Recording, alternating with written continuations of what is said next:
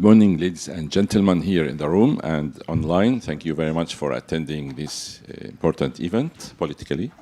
My name is Hamdoun Azhari. I'm former president of this club, and I have the honor to moderate this event today. And we will hear a lot about the very newsy issue always in East Asia related to North Korea and also to South Korea and Japan, China, Russia, and America, of course. And we will have a very good analysis, I expect, from our main speaker today, Ms. Jenny Town. She's senior fellow at the Stimson Center and the director of 38 North. Interesting number. And she will tell us about the latest issues, and we will have an event for 30 minutes presentation in English. So we'll waste no time on interpretation, and that will be followed by Q&A until we end the session. And without further ado, ladies and gentlemen, we will start the event. Thank you very much. Please go ahead. Well, thank you, and thank you for having me here today at the Correspondence Club. This is actually my first time back to Japan since 2017. So it's been a long time. It's good to be back, and I hope to be here more often going forward. It's certainly an interesting time in foreign affairs and especially in U.S. relations with both Koreas right now. And so much so, it's kind of hard to choose where to begin. And originally, I had planned to talk about North Korea, China, Russia relations, but it feels like a lot has happened since that Beijing parade, the V-Day event. And so I thought I would start instead really looking at U.S. DPRK relations and then touch on some of the China-Russia factors at the end. So, I think it's very clear that President Donald Trump really is interested in meeting with Kim Jong-un, really wants to meet with Kim Jong-un again and revive the relationship they had started building during his first term. I think the North Koreans up until now have been rather ambivalent about whether they were interested and really kind of unresponsive to his overtures.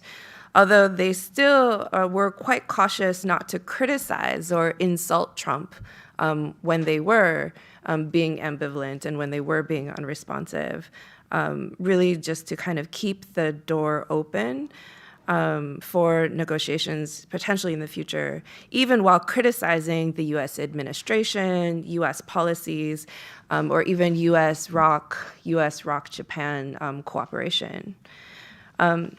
So there were hints of a more concrete proposal from the North Koreans to the U.S.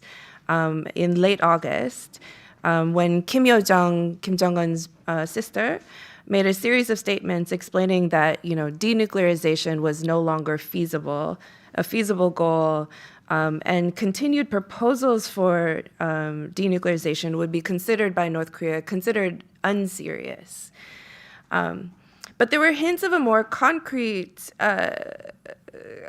statement to the U.S. And about relations with the U.S., especially I think it was the August 28th statement that she made, where Kim Yo-jong really said that the prospects for diplomacy were still alive with the U.S. And she mentioned that there is reason for two countries that have nuclear weapons not to have hostile, not to have confrontational relations, and that the relationship between the U.S. and the North Korean leader were, as she put it, not bad. So that sort of opened the door to at least some consideration that the North Koreans were interested in diplomacy while not being very forward-leaning or very urgently pursuing negotiations with the Trump administration. If you look at Kim Jong-un's latest speech just a couple of days ago to the SPA, he really clarified his position and intentions, and in pretty blunt language also. It wasn't couched in a lot of rhetoric. So he talked about how the concept of denuclearization has already lost its meaning. the idea that North Korea has already passed so many milestones in the development of their WMD programs that it's very unlikely to simply roll that back and reverse those decisions. He talked about how North Korea has become a nuclear state, whether the world likes it or not. And if you remember back in 2022, when they released the law on nuclear forces, they started by saying that North Korea was a responsible nuclear state. So there's no more of this constant need to try and justify why they need nuclear weapons, why they're pursuing nuclear weapons. But instead, really, the rhetoric has changed to simply accept the idea that they have nuclear weapons, they are a nuclear armed state. Then he did mention the notion that, this idea of choosing denuclearization in order to avoid sanctions, that this was never, ever going to happen. And that instead, sanctions have only forced the North Koreans over time to learn how to be stronger in their resolve and more resilient to external pressures. So the kinds of things that, and tools that we've used in the past, hoping that it would create pressure on the regime to come back to negotiations and to capitulate to, the interests of the U.S. and our allies, he basically said none of these things were going to work. And in particular, he stated, our enemy state's crafty sermon that we can be well off only when we give up our nukes has already lost its power. It lost its power of persuasion as we see the tragedies of bloodshed all around the world, which are of their own making. The world knows well that the U.S. The world knows well what the U.S. does after having others give up their nuclear weapons and disarming them. And so this is, a talking point that the North Koreans have often used in the past to talk about why they need nuclear weapons, knowing that it is a small, insecure state. It is still at war with the United States, and that it has a political system that the world and especially the West fundamentally disagree with.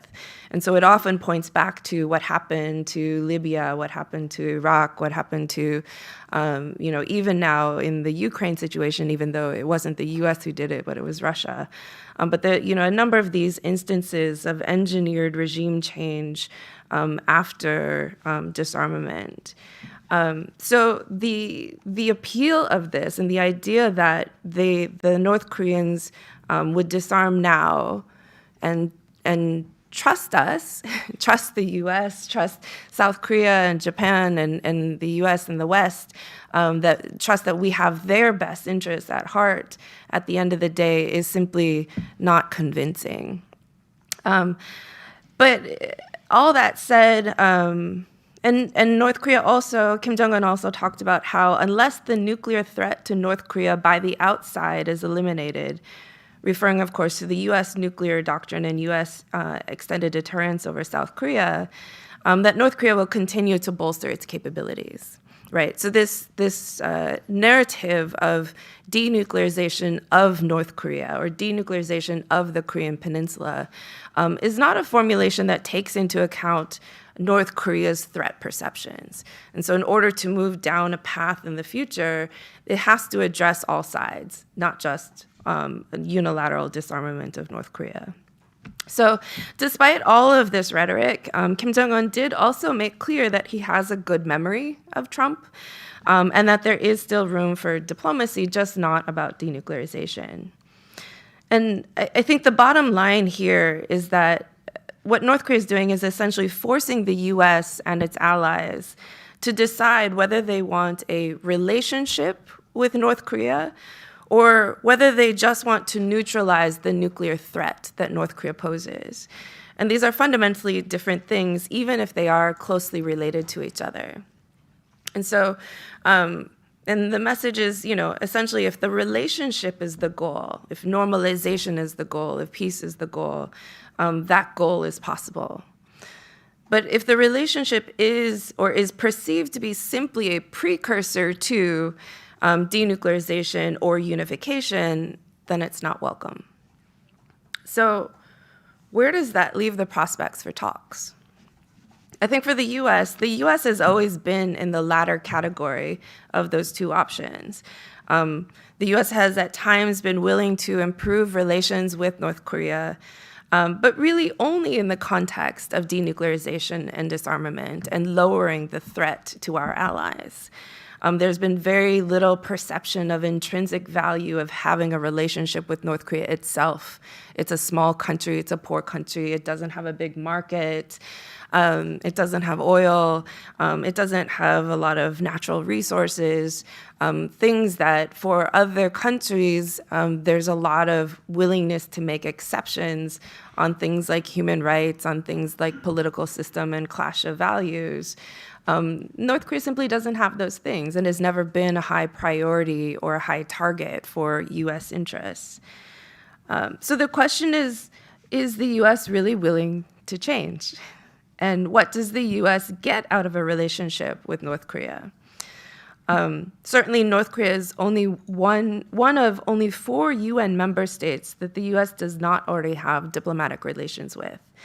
And there have been opportunities to build that relationship long before North Korea had nuclear weapons. And so, what would our goals for a relationship be now? And would normalizing relations be more stabilizing or destabilizing given the security dynamics in the region? And I think this is really the question that the US administration will need to struggle with going forward and grapple with going forward. Because it's entirely unclear whether the US wants a relationship with North Korea, and how it would explain that, how it would explain the change of policy, and what it would get out of that relationship. If there was ever a president to take a unconventional approach to North Korea and to champion a new way, of course it is Trump. We saw that during the first Trump administration when he did go from fire and fury to accepting a summit, and really changing that policy and changing the national rhetoric about North Korea overall. And so the political leadership is possible, but of course it comes with consequences, and the consequences well here in Japan, among South Korea and Japan especially, and US allies, as to how they will perceive such a move. So if we take away all of this, the question is, if the US were to try to build a relationship with North Korea, even if they wanted to, then the idea is, how could they credibly signal that to the North Koreans? One of the main implications of North Korea's current stance is that public messaging about the relationship matters. And so as long as the public narrative continues to reiterate and reinforce the goal of denuclearization, complete denuclearization, phased denuclearization, or, in the long term, it doesn't really matter. That as long as that message is out there and those words are used, any kind of it will undermine any kind of private messaging, overtures, or invitations to meet, as it will simply be seen as just continued efforts to engineer denuclearization. So this is a point where, if we want an opportunity, that there will have to be some discipline in talking points, so that the private messages and the public messages start to match. Otherwise, simply North Korea will reject it. But the reality is, North Korea can put this challenge out there to the United States and its allies, because it simply has no urgency right now to really change the relationship with the US or South Korea. Instead, as you all know, it's greatly expanded its cooperation with Russia across political, economic, sociocultural, education and training, and military sectors. And this cooperation has really set the foundation for long-term cooperation. It's no longer just a transactional relationship based on arms trade. But more and more we hear, especially Russian scholars, start to talk about North Korea as a key partner in this sort of anti-West united front. Additionally, we saw with the V-Day parade in Beijing and the optics of Xi Jinping and Putin, and with Putin and Kim Jong-un by his side, Kim Jong-un is getting the kind of prestige and legitimacy it has been seeking for decades. That in the past, I think it thought that it would get this from a relationship with the US. And instead now it has accomplished this by firmly integrating itself into this growing anti-Western network. And so a network that's likely only to grow given US recent actions. So these are the things that, Kim Jong-un used to assume that improved relations with the US would bring about, but never did.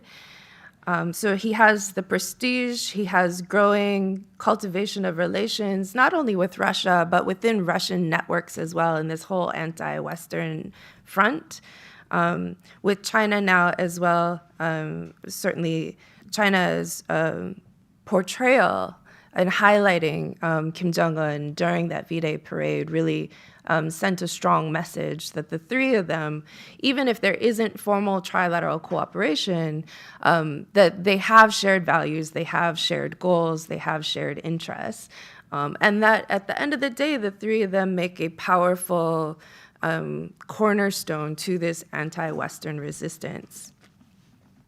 But this also means that successes for Kim Jong-un, that Kim Jong-un has been able to cultivate successes despite sanctions, cultivating new political and economic partners.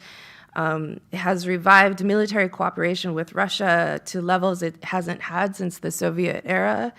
And if you looked at Kim's, composure at the V-Day, at the parade and festivities, he seems very confident, very comfortable in that international stage amongst the big players.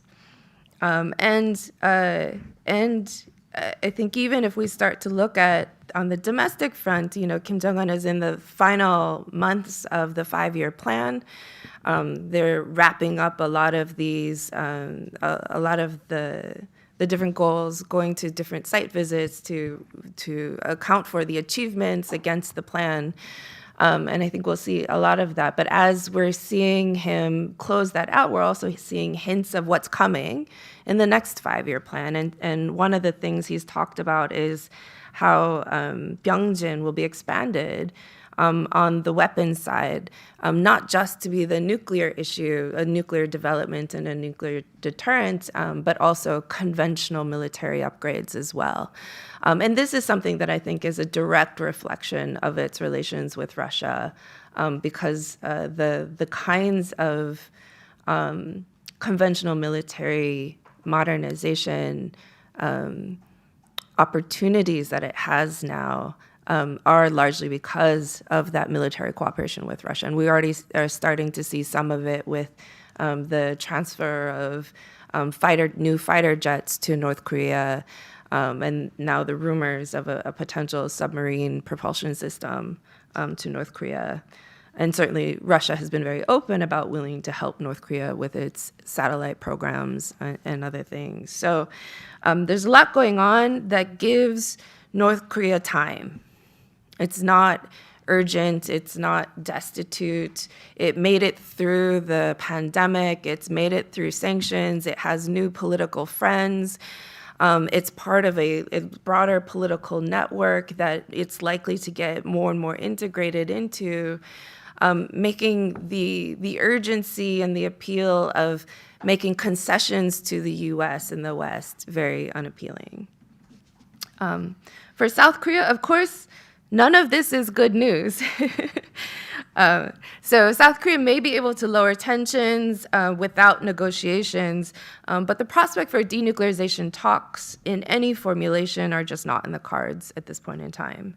And moreover, there's not real prospects for inter-Korean talks anytime soon without some fundamental changes in ROK policy.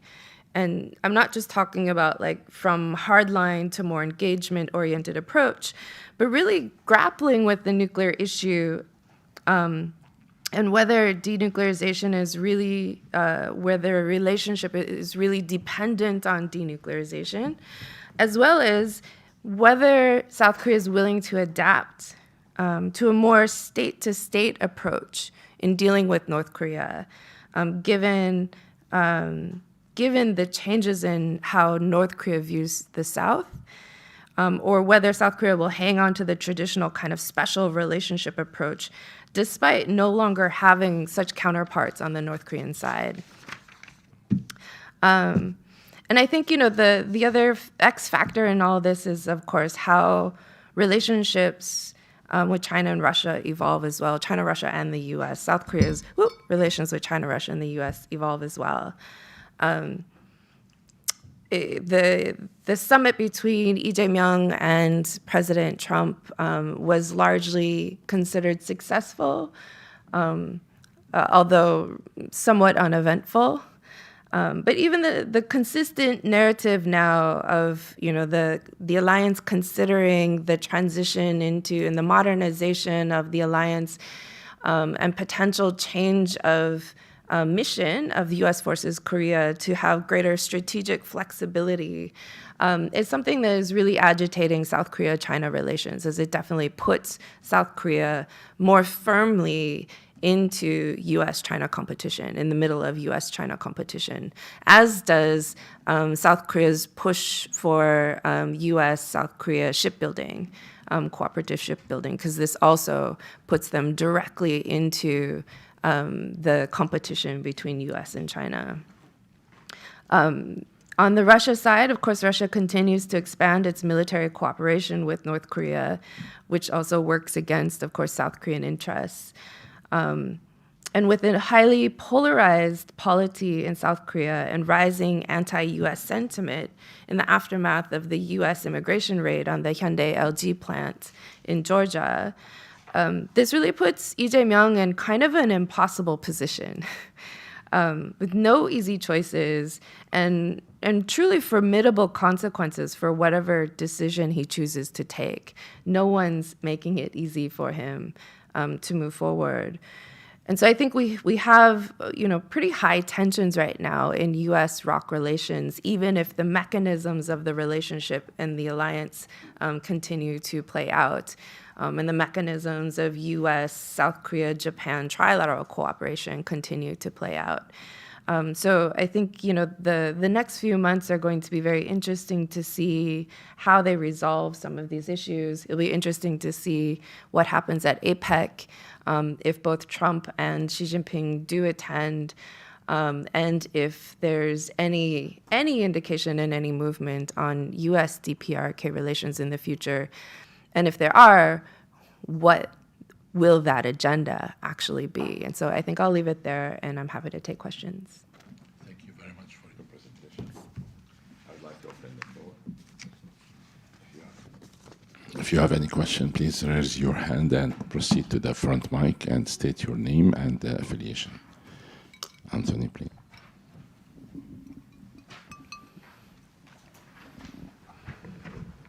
Thank you for coming, Jenny. I'll go down a little bit. There we go. I'll just raise it up. Okay. North Korea projects a lot of strength with missile tests and taking the stage with China and Russia. Do we know anything about what's actually going on the inside of the DPRK? Thank you. In terms of like the economy or? Oh, in terms of the people. The people. And then if you could, the actual government, are they getting stronger? Are they getting more stable? Yeah,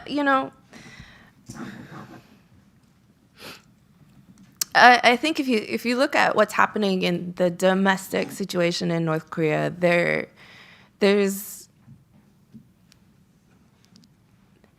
you have to remember first, they're coming out of a very dark period. And so the pandemic was difficult times. The trade had essentially been cut off. There were parts of the country that were isolated that weren't getting, access to living, general amenities and food. There was enough of a pronounced food crisis that Kim Jong-un himself acknowledged it and talked about it. And that there was stories of them distributing food stocks, military food stocks to the people as well. While trade hasn't fully opened back up to the levels it was before the pandemic, it has restarted. And especially not US, but China-North Korea trade has restarted. And of course, there's all this robust economic activity happening with Russia as well. And so while Russia might be providing some food aid, for instance, there's also just a lot of cultivation of business in that Russian Far East, and a lot of opportunities for North Koreans to send workers overseas to Russia. And if you look at sort of what does Russia get out of it, a lot of the Russian Far East workforce in the past was largely filled by Eastern Europeans and immigrants, because a lot of Russians don't want to work in the Far East under those conditions. And so because relations between Russia and Europe are bad, that creates a gap, especially in that Far East region. And so North Korea provides cheap, disciplined, skilled labor willing to work under harsh conditions in the Far East area. So you see a lot of high-level economic delegations coming from the different regions and different provincial governments in Russia on a pretty regular basis to North Korea. We don't know exactly what all those deals are. There has been some indication of joint agricultural zones, presumably some trade routes. The idea that they're building a new traffic bridge between Russia and North Korea, because there's only right now a cargo rail bridge, indicates that there's a long-term plan here for continued economic development. It's never going to be to the level or degree of what North Korea-China cross-border trade was. But it seems to be enough right now to also hedge on China and North Korea cross-border trade, where it is kind of slow starting and kind of trickling forward. It's not a full, robust kind of cross-border operation. But what you do see is that a lot of the market activity that existed before the pandemic and had been growing is really being cracked down on as the government tries to reassert control over the economy and economic development, and reassert control over markets especially. And so I think part of the economic reforms that North Korea experimented with before the pandemic, really did lean into market principles. But without sanctions relief, there's no real way, credible way for that kind of economic development to be successful. And so I think what North Korea is doing now is saying that if we're not getting sanctions relief, we need a different economic path. And so you have seen some retrenchment of the economic reforms and economic planning that have gone on since 2019. Including a real crackdown on markets. And, I think it's worth noting that, before the pandemic, the markets created real socioeconomic space for North Koreans that they didn't necessarily have before, and a little bit of autonomy. And so, they got used to this notion that they could do for themselves. And so the more they sold, the more money they could make. They started to accumulate wealth. They started to really lean into these market principles. During the pandemic, because there was no trade, there wasn't stuff to sell in the markets. And so people not only didn't have stuff to sell, but then they also didn't have income to be able to buy the things that they needed. And this over time is has really made the people more and more dependent on the government. And I think this is, in part because of the pandemic, in part because of sanctions. And I think it's one reason to rethink our sanctions policy, really because, the unintended effects of it, is our policy really impacting North Korea the way we wanted it to? And if these unintended effects are counterproductive to the kind of progress we were seeing in North Korea that was encouraging, then perhaps we should think about how to recalibrate and try a different path.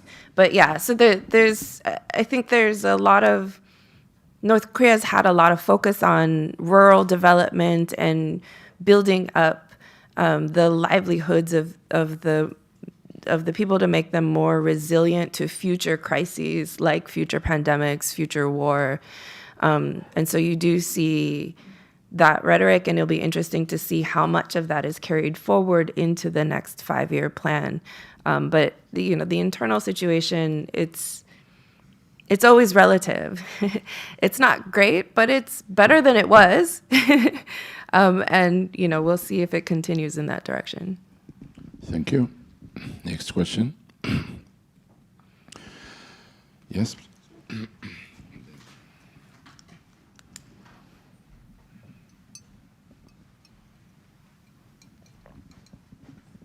William Sposato, contributor for Foreign Policy magazine. Obviously, one of the potential actions by South Korea now, if North Korea is now established as a nuclear power, is to have its own nuclear weapons. It's been talked about quite a bit. One interesting analysis I saw suggested that the window between decision and actually acquisition is in some ways the most dangerous, because if North Korea wanted to act, now would be the time. Do you think we're entering a riskier period? I think we're entering a riskier period, but not just because of North Korea.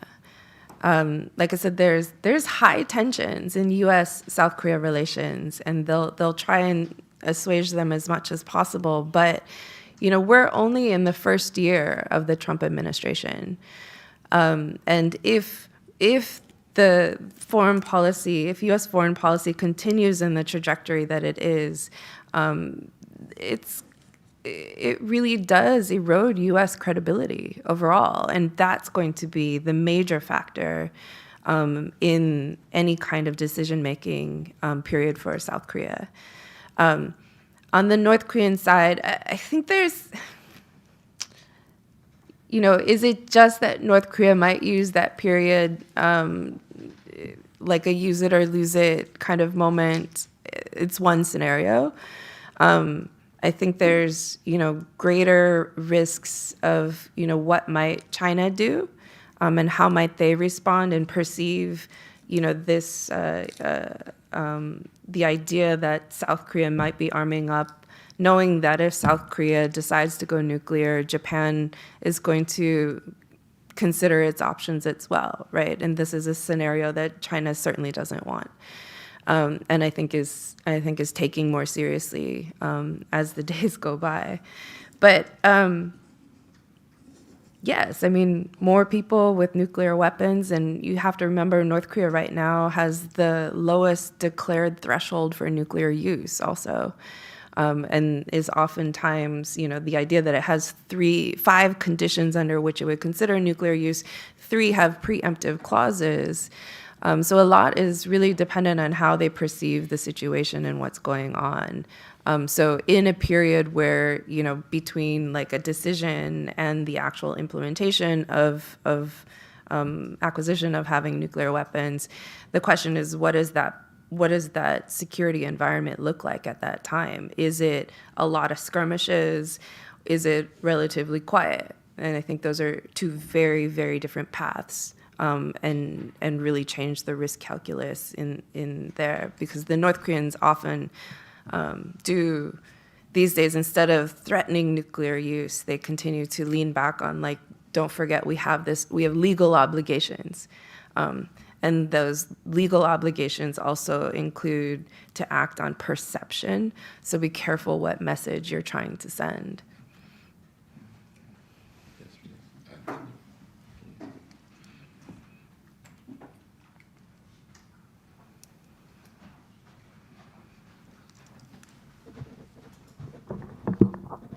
Thank you, Jenny Town. I'm Choi Youngjae Choi, Korean daily newspaper Asia Today Tokyo correspondent. You lead 38 North and have long analyzed North Korea's nuclear and missile programs. Now, Pyongyang is moving closer to Russia and maybe to China. What are the direct security risks for South Korea and for Japan? The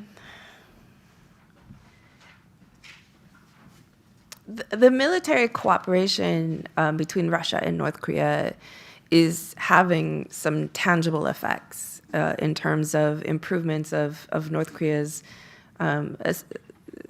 military capabilities. And this is not only in terms of hardware. Like I said, the North Koreans, the fact that they're pushing now a narrative of conventional modernization is a reflection of the cooperation that they're getting from Russia. It wouldn't be plausible otherwise, especially to put it at that level of expectation. So, it does mean that North Korea's capabilities are going to grow stronger and can grow stronger in some categories, especially faster than what it would do on its own. How much Russia is actually helping North Korea on the WMD side, we don't know.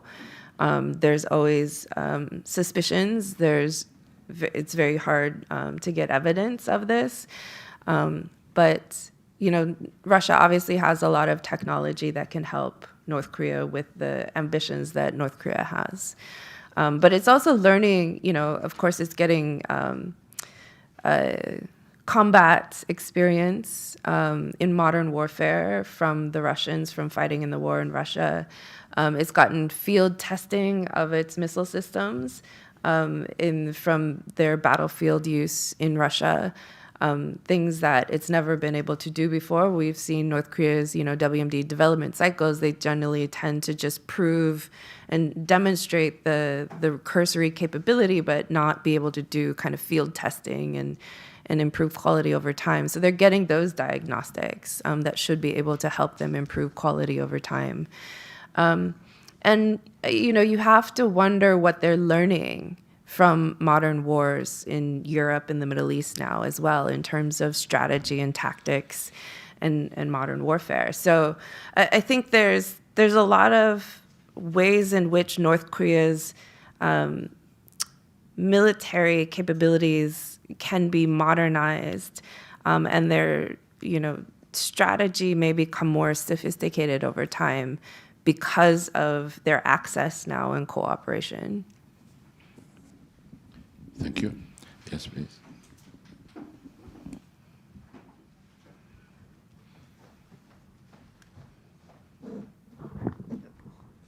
Hi, Jenny. Very nice to see you. My name is Haruka Chunan Satake. I'm a current journalist on Nikkei. And my question is, so I personally very curious about how do you see the inheritance of the Kim Jong-un is a Kim Jong-un's daughter, and she kind of publicly just came into the public on the that military parade in China as the first time. And how do you see about the possibility of the itself? Or how do you see could it be the next supreme leader of the North Korea? Thank you. This is a question that comes up a lot. Personally, I would be very careful not to draw too strong of conclusions from what we see of Kim Joo-ae and how she's used in the public narrative. In part because, look, the Kim family has never revealed children at this age before. Usually they're much older before they're ever portrayed in public life. And so what we're seeing is unprecedented. Every part of it is unprecedented. And I think there's a lot of people who are quick to say that because we've never seen this happen before, it must mean this. I'm more of the school of thought of like, because we haven't seen it before, we don't know what it means. And especially the fact that we still don't know anything about his other children. So yes, she's the one in the public life, in the public eye now, and she's very useful for that political narrative, right? Of, Kim Jong-un has spent a lot of time cultivating an image of being a family man, of being a father, of being, a more normal leader, right? And this sort of helps emphasize that he's, he brings his wife to state events, he's bringing his daughter now to state events. I kind of think of her a little bit like Ivanka Trump, where she's useful, and she's clearly a favored child right now, but does that mean she's taking over the empire? Hard to say, right? He definitely has, he's believed to have at least one son. Some suspect he has two sons. The fact that we don't know anything about them should make us very cautious about drawing too many conclusions. I think the reason they used her in this political narrative is that by revealing her at this age, it didn't give us any new information. She was the one who was already outed by Dennis Rodman when Dennis Rodman went to North Korea and he met little Jue and talked about what a great father Kim Jong-un was. And so that was the one child. We had some sense of her name, some sense of her age, and confirmation she existed. So to use her now in the political narrative, he can show himself as a father, but without giving us any new information.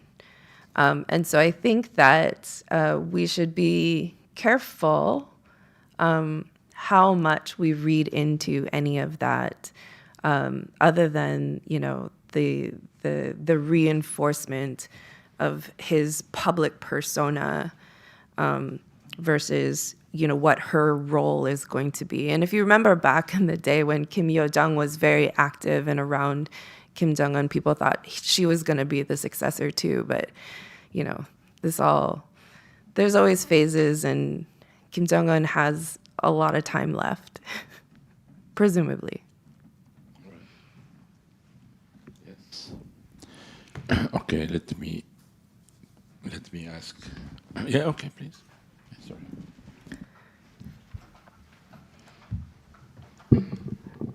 Anthony Trotter, freelance. North Korea may have new advantages going into any negotiations with the West or the United States. What would you like to see, or what advice would you give to anyone, any country going into any kind of negotiations or talks with North Korea moving forward? Thank you.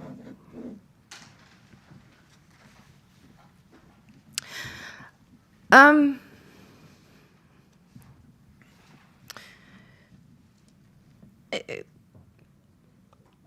think there's a level of be careful what you wish for, especially given the parameters that North Korea has laid out. Denuclearization is off the table. Denuclearization of North Korea is off the table.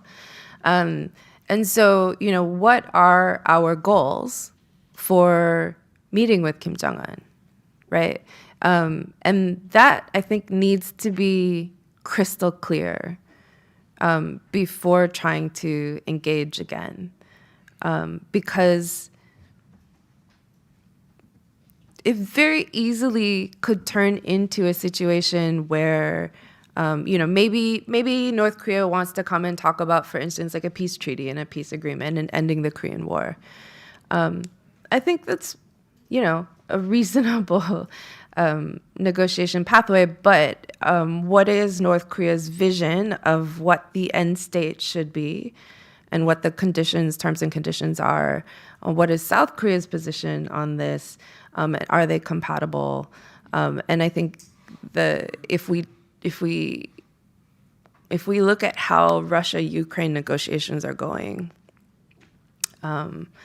I think there's some reason to be concerned about, if there's of what the negotiations between Trump and Kim might look like and then get translated back to Lee Jae-myung? And is South Korea really ready for that? And if the U.S. and South Korea and Japan and U.S. and its allies aren't talking now about what are the red lines of what's acceptable to the alliance in the U.S., then I think it leaves a lot of room for a very messy process that could do more damage than good. Thank you. Yes, please.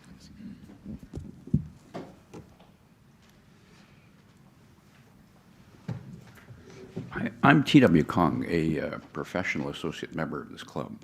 I'm trying to listen very carefully to what you're saying. You paint a picture, it seems to me, maybe I have the wrong impression, but it seems to me that you're painting a picture that North Korea is winning the diplomatic war over South Korea, and that South Korea has very little leverage in this particular situation. I mean, that's sort of the impression I get from what you're saying, right?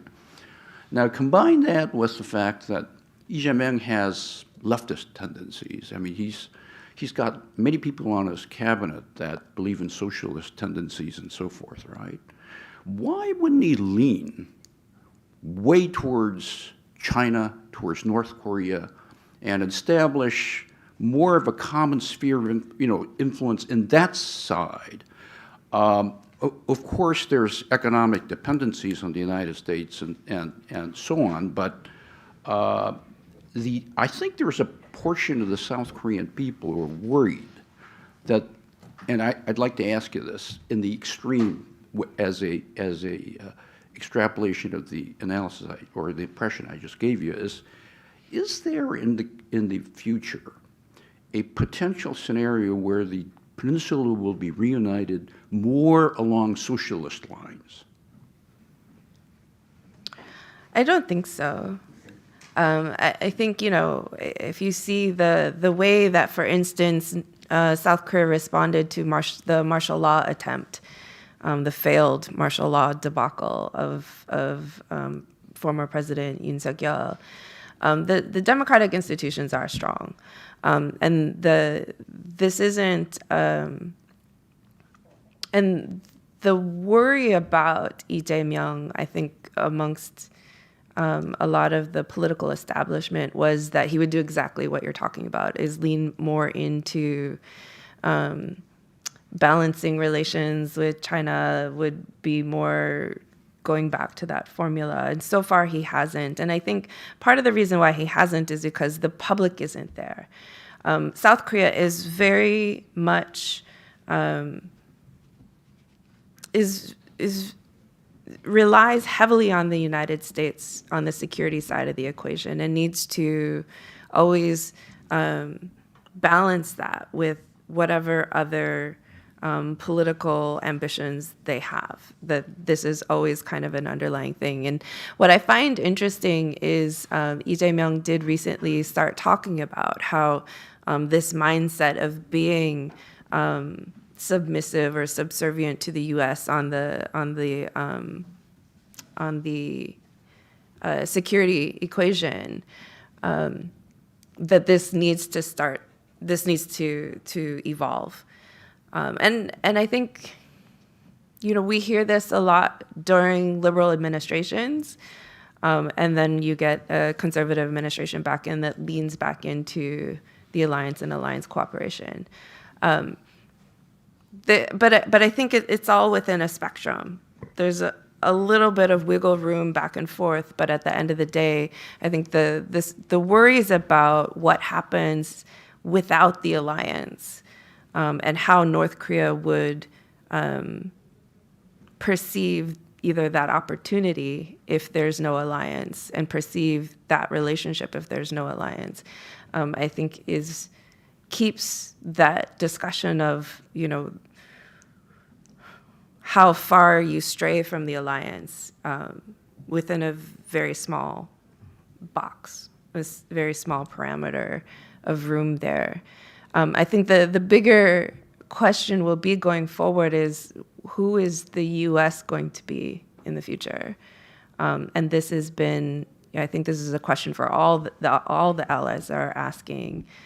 because there has been an odd mix of, isolationist tendencies, U.S. isolation tendencies in this administration, but isolationist towards our allies, while still leaning in kinds of interventionist actions when it comes to countries like Venezuela or, Brazil. So what does that say for, where the U.S. is headed on a foreign policy perspective? And that, I think, will force some decisions in South Korea where, where Lee Jae-myung is today on his thinking about the alliance may not be where it is in 2 years, or 3 years, or 4 years, but I think for now, he campaigned on a platform of continuity, and so far he has stuck to that as much as he can. But it definitely, like I said, is agitating relations with China. It doesn't create much space for any kind of inter-Korean relations to form. And if the tensions in the U.S.-ROC alliance continue the way they are, I think, at some point, the recalibration of the rethinking of that is probably inevitable. Thank you. I don't know if that answered your question, but just if I may ask one question. Is there any hope, real hope, that DPRK dismantles its nuclear weapons program? It seems that the trio, Japan, ROC, and the United States, really believe so. But all the events in the last 10 years just indicate the opposite. And as you said, North Korea now is much stronger on the international level with enhanced alliance in every term with Russia and China. And very related question, what difference it makes if North Korea has nuclear weapons or not?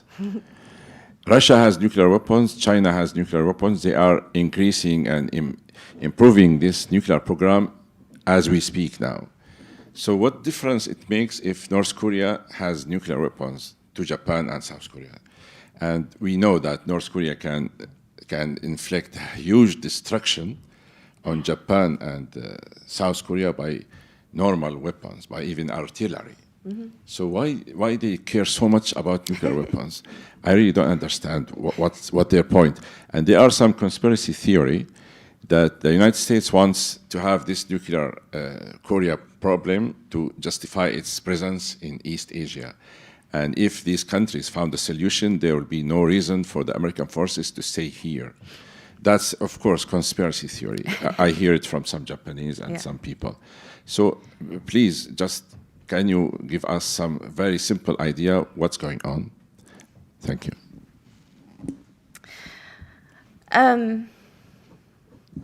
Realistically, there's not a lot of hope for actual denuclearization to take place, and especially in the concept of unilateral North Korean disarmament.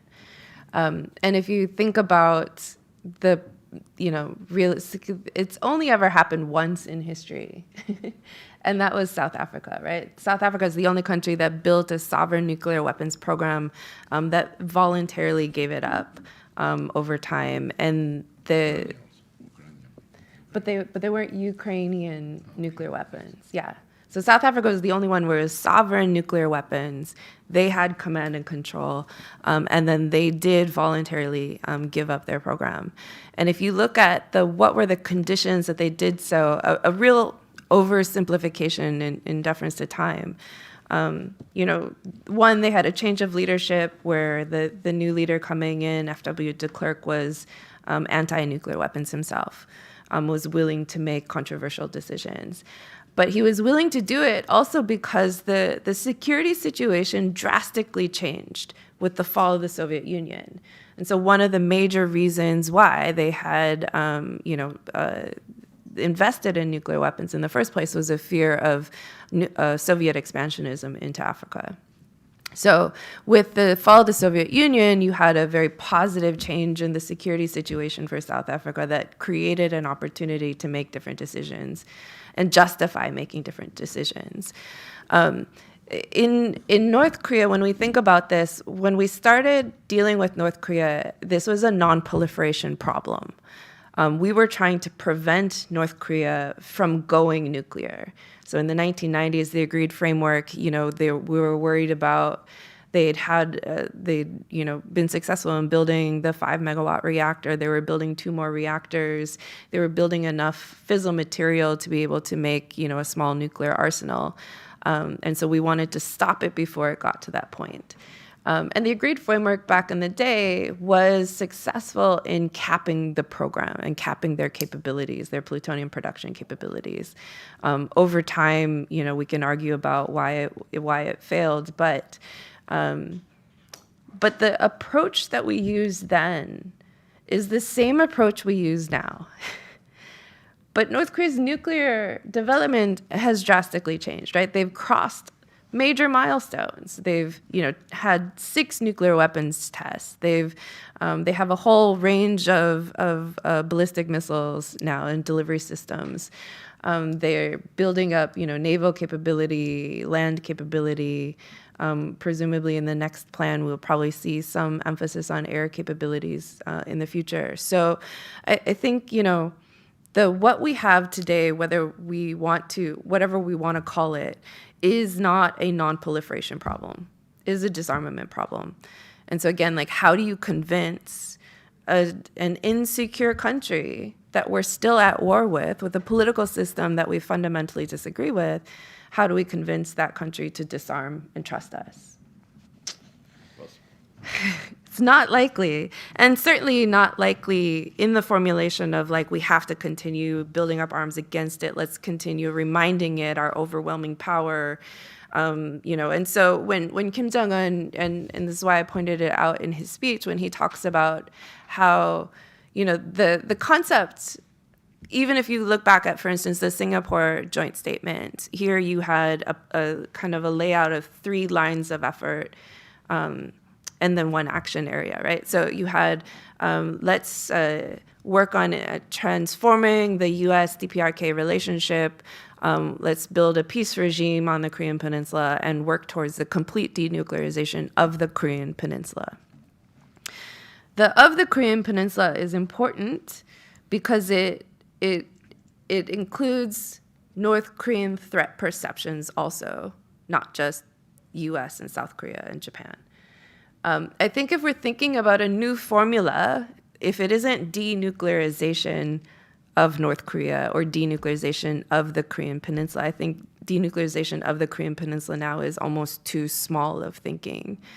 But what the North Koreans laid out was the idea of, well, when nuclear threats are eliminated across the board, then they will be part of that process. So, I think there's a way to kind of finesse this, to say that, hey, instead of complete denuclearization of the Korean Peninsula, I think you can still talk about a nuclear disarmament process as part of a larger framework of disarmament, right? And what I find really interesting is during the press conference, during the Lee Jae-myung and President Trump summit, the issue of denuclearization of North Korea or the Korean Peninsula did not come up in that discussion. But Trump did talk about denuclearization of Russia as saying that it's possible, and maybe China too. So maybe this creates an opening to say that, hey, maybe we can still talk about denuclearization, but as part of a larger goal of disarmament, and not just one where we're asking the most insecure country to unilaterally disarm.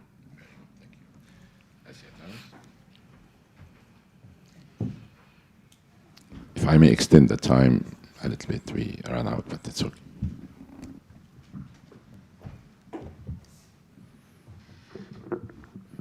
Hello, Ms. Jenny Tang. As a leading expert on North Korea, how should South Korea, the U.S. and Japan adjust if Pyongyang keeps deepening ties with Russia and China? Are today's mechanisms enough? My question.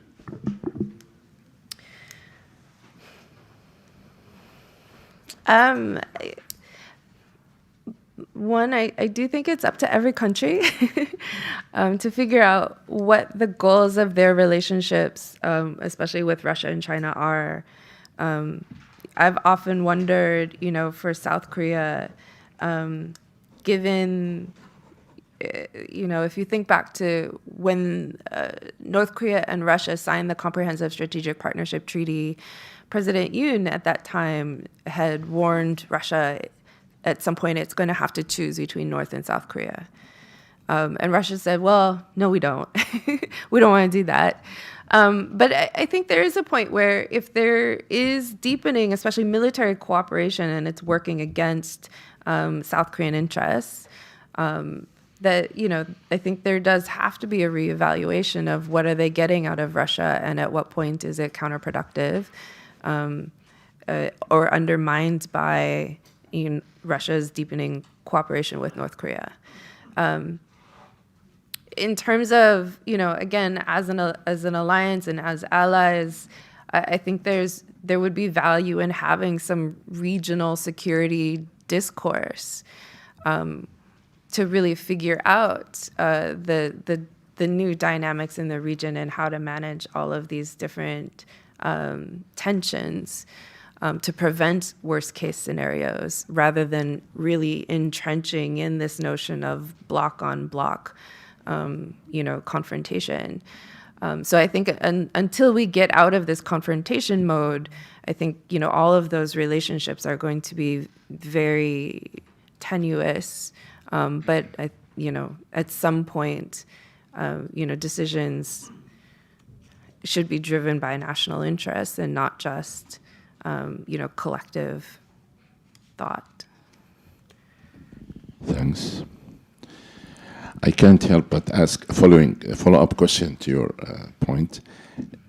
Is there, why doesn't Japan and South Korea, each one separately, reconcile with North Korea? Why do they go three with the United States? And it has no result so far.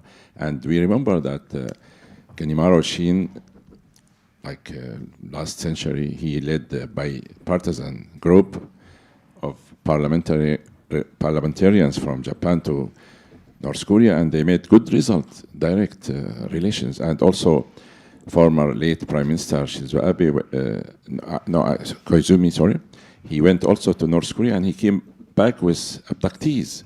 So whenever Japan approached North Korea directly, we see positive results.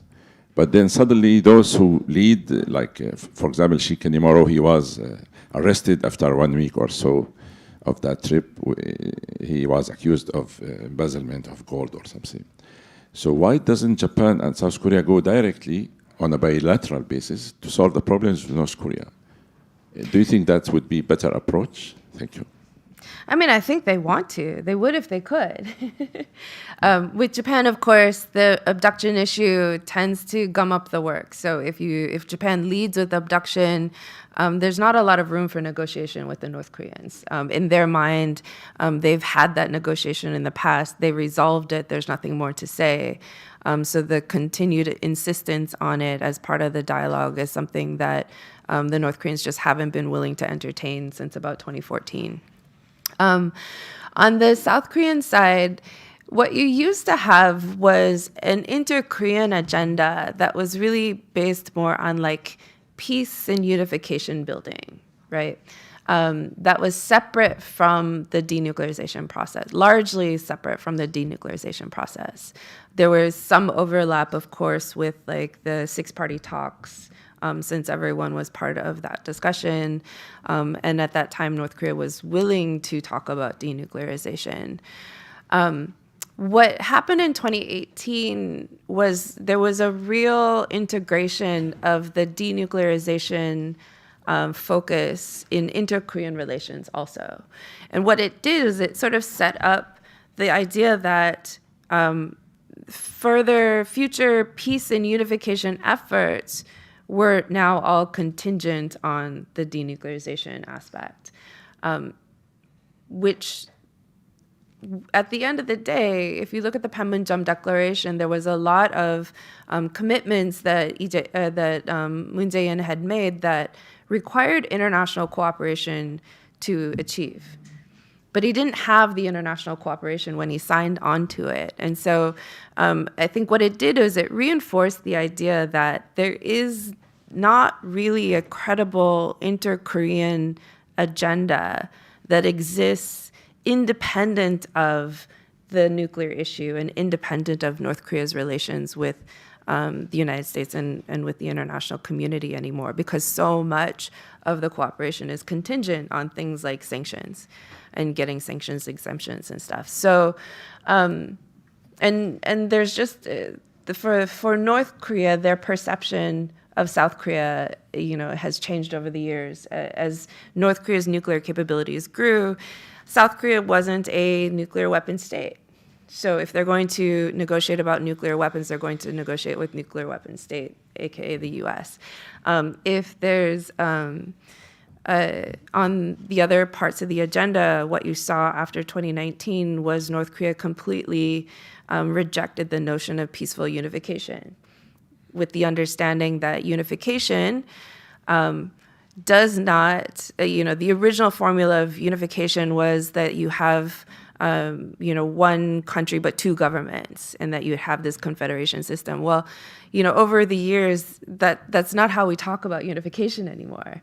And in, normal formulations of unification, it is sort of one free and open, free and democratic state, which means that it's an existential threat to the Kim regime over time. And so now you have, in terms of a north-south, dynamic, you don't have a shared goal of unification anymore. So I think there's room for things like peaceful coexistence, but anything that's contingent on denuclearization is not something that the North Koreans will negotiate with South Korea. And anything that's like as a precursor to unification or denuclearization is going to be rejected as well. Thank you so much. This wraps up our very informative event today. Thank you very much for coming and asking very important questions. I would like to thank you again for coming to the club. Please give a big round of applause to our guest speaker, Jenny Town, for her speaking today. Thank you very much. Thank you.